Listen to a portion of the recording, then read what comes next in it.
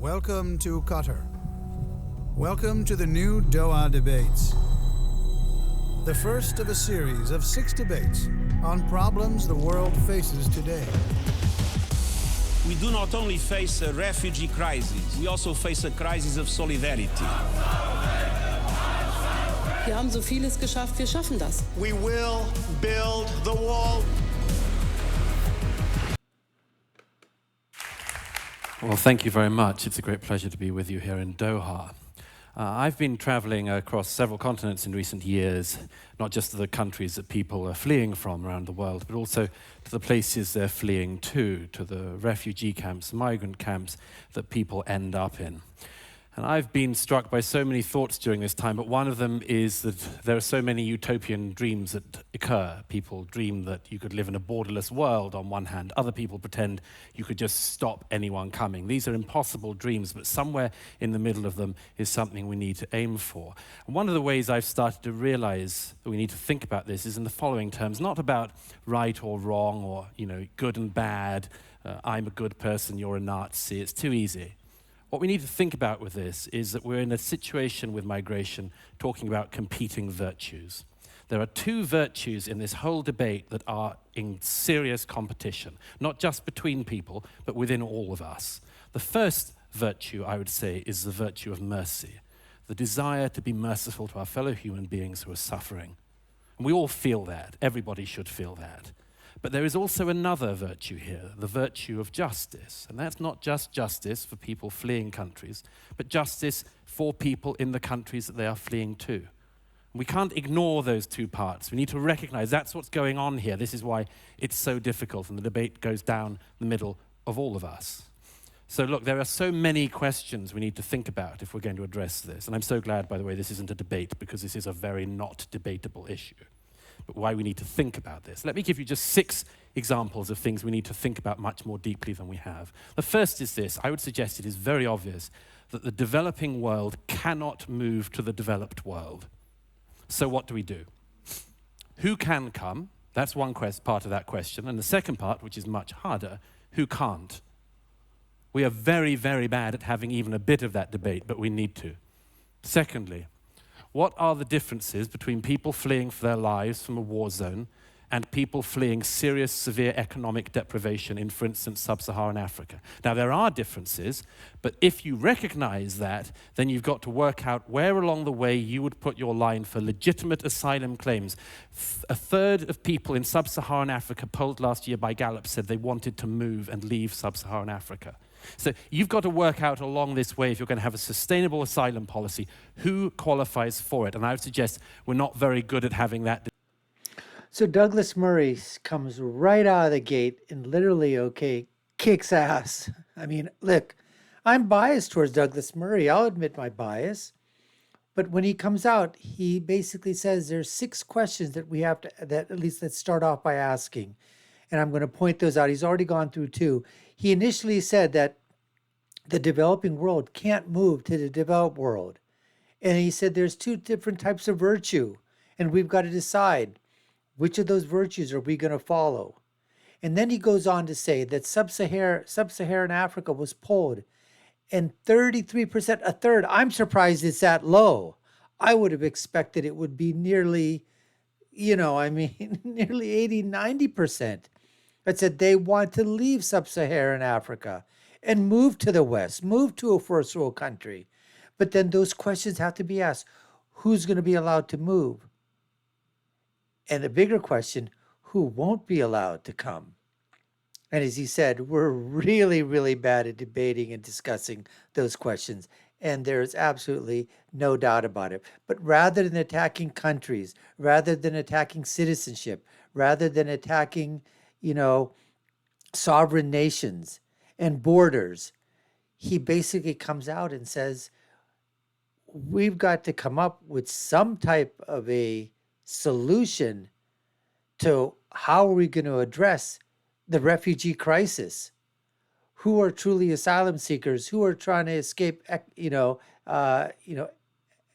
economic downturns, who are trying to, escape, famine and food shortages. I mean, all these things are going to make up a huge these are the questions that need to be asked of people that are being displaced. And where are they going to go to? And who's going to take them? And how many? And where are the lines that he talks about that are going to be drawn as to who makes a cut to come to the first world countries?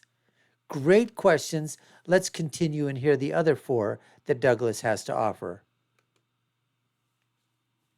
Third point. We know that some cultures find it easier to mix into other cultures than others, but we don't know exactly how. And we don't know what the proportions of people are in another culture that work well, integrate well, adapt well, and what the proportions are that start to make that integration, that adaptation far harder. We have thought very little about this, and what thinking there has been pretty bad. Let me give you another example of something we need to think about. How do we deal with a question this serious in the age of social media? An age when a single photograph of a single person can go all around the world, and everybody sees it, and everybody says something must be done. And their politicians think, I've got to do something. And then they do something, and the public say, no, that wasn't the something we were thinking of. We've thought of something else, but we don't know what. How do we live in that world? How do politicians act in that world? How do we have any form of political leadership in that world? How do we work out what the right thing to do is in that world? Not just in the short term, but in the long term too. I'll give you a fifth question.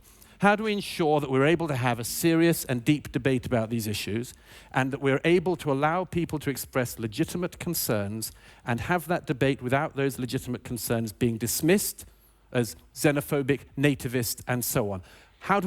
That's the big question right there, folks. That's the big question. Because as soon as you start to answer a person's question and you say, but how are we going to do it? We can't accept millions upon millions of people and overrun a country.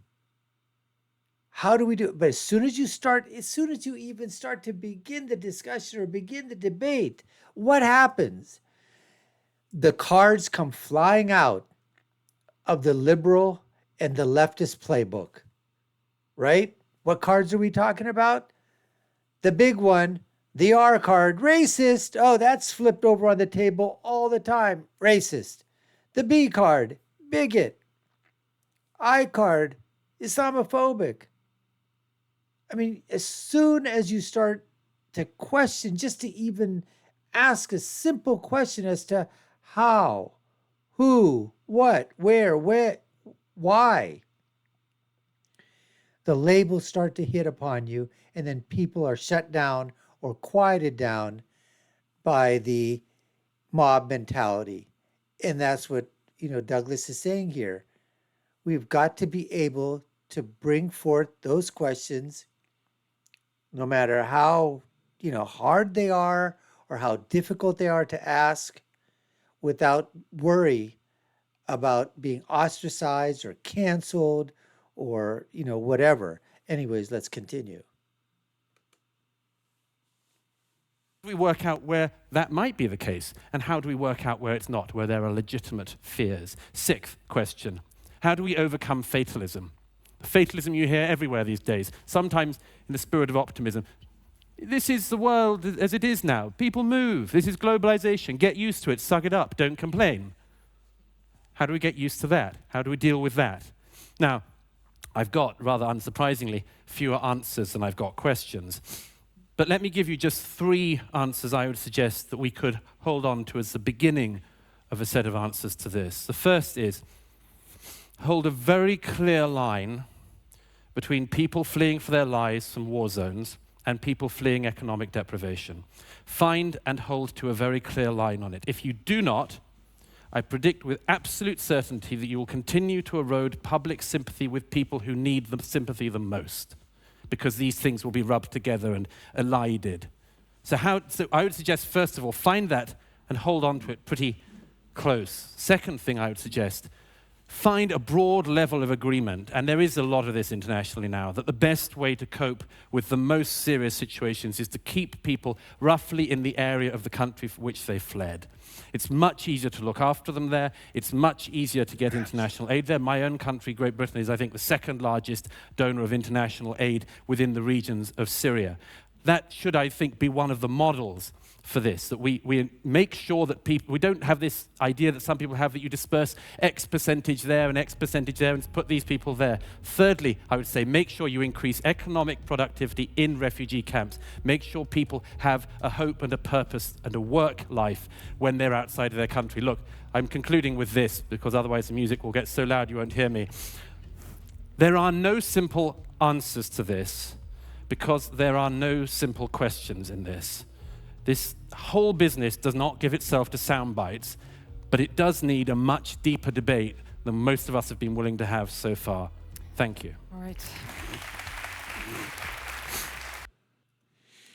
Wow, wow, wow. As I said before, I think Douglas Murray absolutely killed it. Hit it right out of the park, grand slam, whatever you want to call it.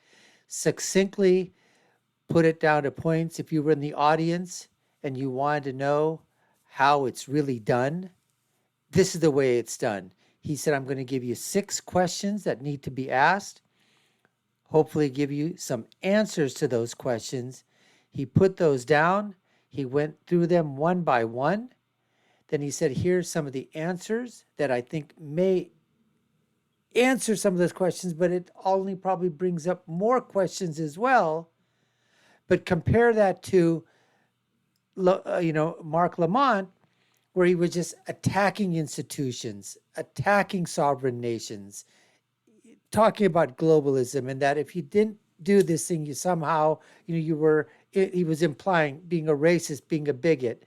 And instead of actually, asking those types of questions, giving some answers, giving some hope, Douglas Murray comes at it from a different, and if you take a look at that video again, you'll see when they were showing some images of Lamont, in the background, he was probably going, holy crap, what have I gotten myself into over here? But then again, I'm biased towards Douglas Murray. Anyways, folks, we appreciate you taking the time to watch. You've been watching the Dr. Nasir Shaikh Show.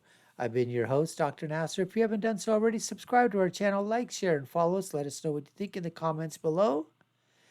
And check out our video links above here and down here.